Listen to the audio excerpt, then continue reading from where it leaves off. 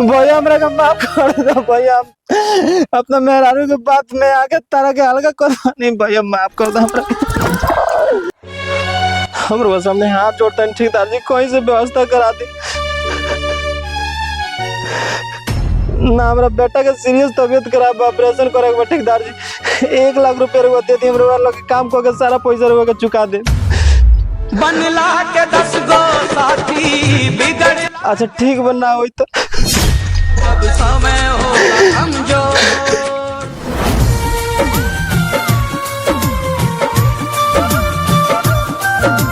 शिविका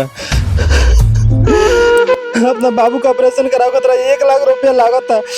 अपना ठेकेदार से पैसा मांगनी है तो वो पैसा नहीं खे दे। अपन बड़का मोबाइल तन बेच दनी 10 रुपया में, हम अपन ओम बेच देता नहीं, तू अपन है मंगलसूत्र तो बेच दिया जा। हाँ बाबू का ऑपरेशन करा दिया जा। छोड़ी हमार मंगलसूत्र। राउर लइका जहाँ से मन करे तहाँ से पैसा ले आई और ओकर ऑपरेशन कराई, हम ना देम अपन मंगलसूत्र। तू काहेगा बोला तारू, हमार लइका तार लइका ना हो। वो हमरो लइका है, लेकिन उ राउर काम है कि कहाँ से पैसा लेम, कहाँ से ओकर ऑपरेशन कराएम। हम अपन मंगलसूत्र ना बेचे देम। बाहरे माई, हम तारा जैसे अभागा मातारी आइले दुनिया में कहीं ना देखनी। जौन की तारा लड़का के तबीयत खराब बा, तू एगो अपन मंगलसूत्र बेचे के नहीं खुदे। ठीक बा, हम जाता नहीं, हमारे लड़का नु हम कहीं से पैसा व्यवस्था करेम, भोला अपन किडनी बेच देम, लेकिन हम अपना लड़का के ऑपरेशन करा कर। जब समय होला कमजोर तो हर कोई साथ छोड़ देला। जब समय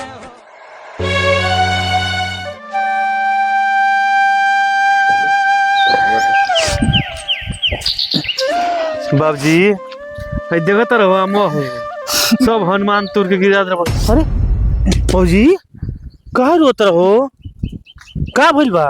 देखो ना बेटा, तारा छोटका भाई के लइकवा के सीरियस तबीयत खराब बाटे।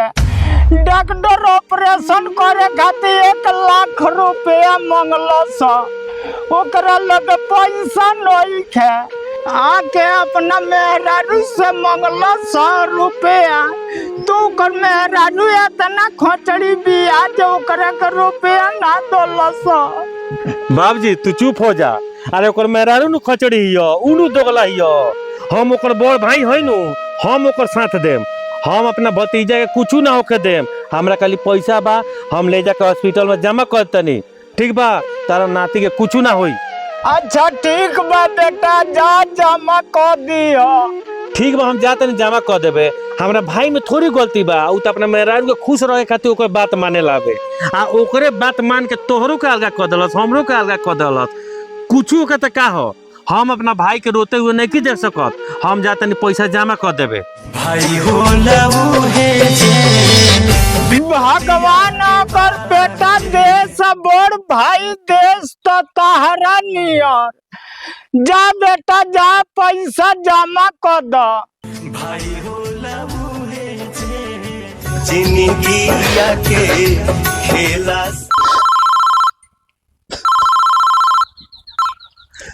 हेलो, हाँ डॉक्टर साहब, का 1 लाख रुपया जमा हो गए? हमार भैया कोई ना। अच्छा ठीक बा डॉक्टर साहब, ऑपरेशन का तैयारी करी, हम बस आवते बानी। भैया भैया हमरा का माफ कर दो भैया। अपना मेहरारू के बात में आके तारा के हल्का कर नहीं भैया, माफ कर दो हमरा। अरे उठ उठ, भाई के जगह पैर में ना दिल में होला। भाई होला